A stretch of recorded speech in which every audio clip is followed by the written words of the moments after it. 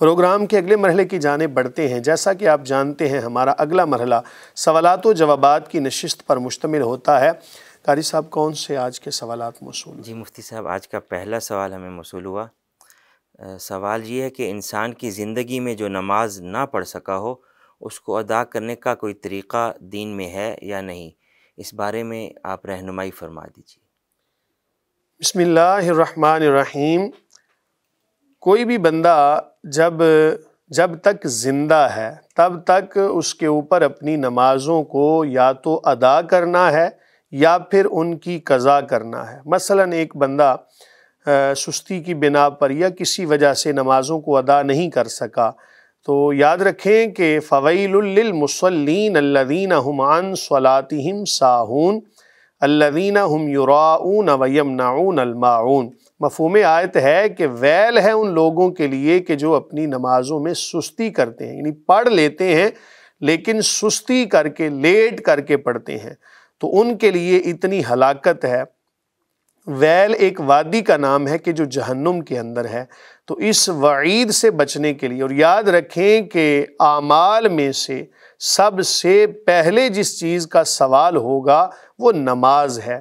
حدیث میں آتا ہے جس کا مفہوم ہے کہ اگر نماز مکمل ہوئی تو اس کی برکت سے باقی اعمال بھی انشاءاللہ العزیز مکمل ہوں گے، اور اگر اس کے اندر نقص پیدا ہو گیا، نقصان ہوا، پوری نہ ہوئی تو باقی اعمال بھی پورے نہیں ہوں گے۔ میں ایک آپ کو مثال سے سمجھاتا ہوں، بلا تمثیل مثال، مسئلہ سمجھانے کے لیے کہ آپ نے کسی جگہ پر کسی کالونی کے اندر جانا ہے تو سب سے پہلے ایک چوکی ہوتی ہے جہاں پر تھوڑی سی چیکنگ ہوتی ہے۔ اگر وہاں سے ہی ناکام ہو گیا تو وہیں سے واپس، اور اگر وہاں سے کامیاب ہو گیا تو آگے پھر ہو سکتا ہے کہ وہ اس کالونی کے اندر اس جگہ پر اپنی منزل مقصود پہ پہنچ جائے۔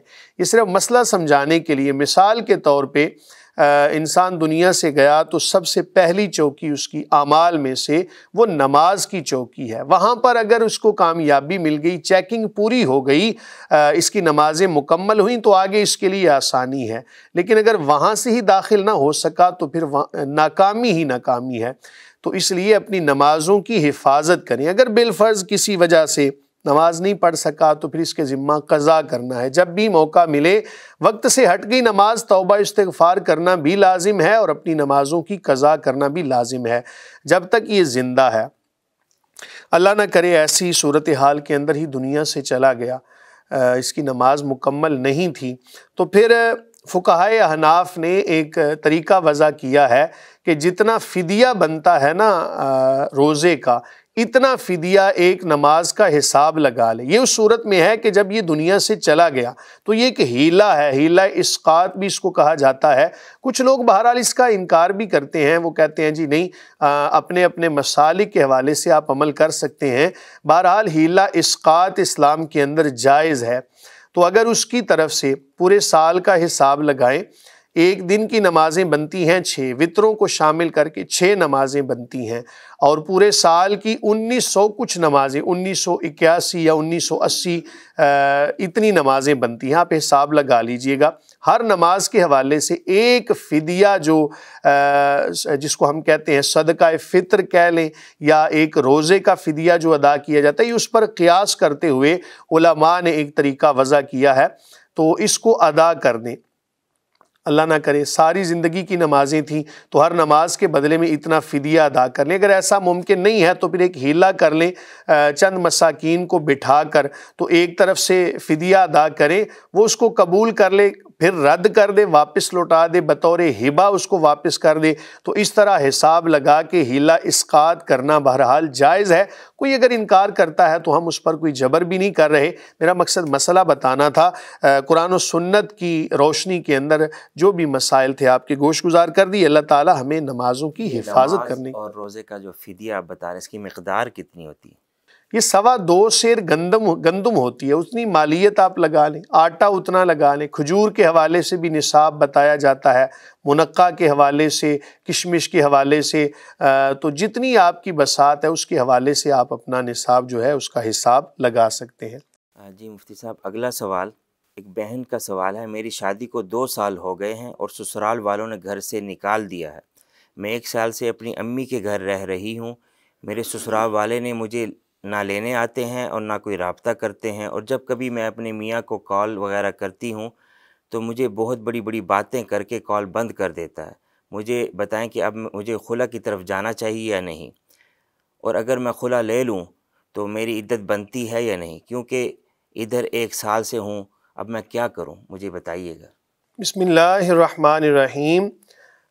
تنسیخ نکاح کے حوالے سے، خلا کے حوالے سے ہم نے ایک پروگرام کے اندر مکمل وضاحت بیان کر دی تھی، اس کو بھی آپ دیکھ لیجئے گا۔ یاد رکھیں کہ خاوند اور بیوی کا رشتہ ایک ایسا مقدس رشتہ ہے کہ اس کے اندر قرآن نے اس کو لباس کہا ہے، ایک دوسرے کے عیوب کو چھپانا۔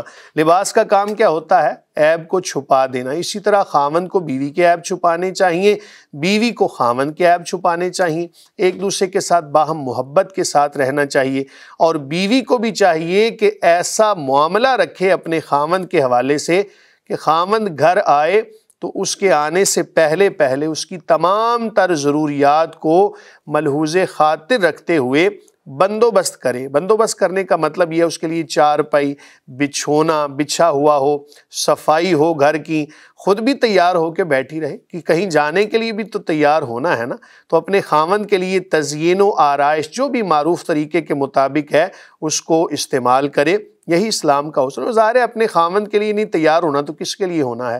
ہمارے ہاں یہ ایک بڑا مسئلہ پایا جاتا ہے جناب، پورے معاشرے کا یہ المیہ ہے۔ خواتین نے کہیں جانا ہو تو بڑی تیاری کرتی ہیں اور خاوند کے آنے سے پہلے تیار نہیں ہوتی، پھر شکوہ لے کر بیٹھ جاتی ہیں، کہتی ہیں جی خاوند ہمیں ٹائم نہیں دیتا۔ تو کوئی نہ کوئی پیاری بہن ایسا مسئلہ ہوا ہوگا کہ جو کوئی نفرتیں ایسی پھیل گئیں کہ وہ آپ کی طرف نہیں آ رہا۔ بہرحال اپنے معاملات پر ذرا توجہ دیں۔ آپ کے ساتھ تو ایسا مسئلہ ہو گیا، ہمارا مقصد بیان کرنے کا یہ ہے کسی اور کے ساتھ ایسا نہ ہو۔ تو خاوند کو بھی چاہیے جناب گھر میں آنے سے پہلے، گھر میں آئے تو آتے ہی جناب اپنے منہ کی صفائی کرے، اپنے جسم کی صفائی کرے، معروف طریقے کے مطابق تزئین و آرائش کو استعمال کرے، بیوی کے لیے تیار ہو۔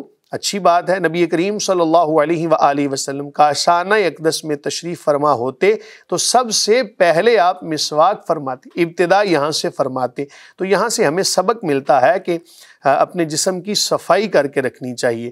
رسول اللہ صلی اللہ علیہ وآلہ وسلم، آپ کی تو کیا شانیں ہیں، کیا عظمتیں ہیں، آپ تو منبع رشد و ہدایت ہیں۔ یہ تو ہمیں سکھانے کے لیے آپ نے جتنے بھی اعمال فرمائے، ورنہ کریم آقا علیہ الصلوۃ والسلام کے مبارک جسم پر کبھی مکھی نہیں بیٹھی۔ آپ صلی اللہ علیہ وآلہ وسلم کو اللہ تعالیٰ نے ہر عیب سے پاک پیدا فرمائی، یہ ہمیں سکھایا جا رہا ہے۔ بہرحال کریم آقا علیہ الصلوۃ والسلام کی سنتوں کے مطابق خاوند کو بھی اور بیوی کو بھی چاہیے ایک دوسرے کے لیے تزئین و آرائش والا معاملہ کریں۔ جب ایسی صورتحال نہیں ہوتی تو پھر خاوند آتا ہے گھر میں، دیکھتا ہے کہ بیوی ایسے ہی بس بیٹھی ہوئی ہے اور بھی دیگر چیزیں دیکھتا ہے، تو پھر وہ باہر چلا جاتا ہے۔ آہستہ آہستہ نفرتیں پھیلتی ہیں۔ ظاہر ہے کہ جب خاوند اپنی بیوی کے پاس آئے گا، وہاں سے اس کو سکون نہیں ملے گا تو پھر وہ کسی اور جانب رجوع کرتا ہے۔ تو ان تمام تر چیزوں کو دور کریں۔ بہرحال رہی بات یہ کہ آپ کے خاوند نے اب آپ سے کوئی رابطہ نہیں کیا، تو اس کا حل یہ ہے کہ آپ فریقین میں سے خاوند کے جو رشتہ دار ہیں ان کو بلا لیں، اپنے رشتہ داروں کو بٹھا کر تو ایک بات چیت کر لیں۔ قرآن نے یہی تعلیم دی ہے کہ پہلا کام یہی ہونا چاہیے، فریقین میں سے کچھ لوگ بیٹھ جائیں، اس معاملے کو سلجھانے کی کوشش کریں۔ اگر سلجھ جاتا ہے بڑی اچھی بات ہے، نہیں تو پھر اگلا کام یہ ہے کہ چونکہ آپ تو اپنی تمام تر ذمہ داریوں کو نبھا رہی ہیں، اپنی طرف سے گھر کو بسانا چاہ رہی ہیں، خاوند اس معاملے کے اندر نہیں آ رہا تو خاوند گناہ گار ہے، اپنی بیوی کے حقوق ادا نہیں کر رہا، دنیا میں بھی جواب دہ ہے، آخرت کے اندر بھی۔ اب آپ نے یہ کرنا ہے کہ آپ بامر مجبوری تمام تر جو ذرائع ہیں آپ نے ان کو استعمال کر لیا، کوئی چارہ نہیں بچا، اب آپ یہ کریں گی کہ عدالت کا رجوع کر سکتی ہیں۔ یہ تمام تر چیزیں جو پہلے بتائی ہیں ان کو پورا کر لیجئے گا۔ تو عدالت میں جا کے آپ یہ کہہ سکتی ہیں کہ جی میرا خاوند میرا حق ادا نہیں کر رہا اور میرے ساتھ کوئی رابطہ بھی نہیں کرتا اور بد زبانی بھی استعمال کرتا ہے، گھر کو بسانا ہی نہیں چاہ رہا، خاوند نہ تو بسا رہا ہے نہ ہی چھوڑ رہا ہے۔ تو ایسی صورتحال کے اندر پہلے آپ اس سے طلاق کا مطالبہ یعنی خلا کا مطالبہ کر سکتی ہیں۔ خلا اس صورت میں ہوگا کہ جب خاوند رضامند ہوگا، عدالت میں جا کے آپ نے تنسیخ نکاح کی ڈگری دائر کرنی ہے، اور تنسیخ نکاح سے نکاح کا حکم اٹھ جائے گا۔ اور یاد رکھیں کہ جس دن ڈگری آپ کو ملے گی اس دن سے آپ کی عدت جو ہے وہ شروع ہوگی۔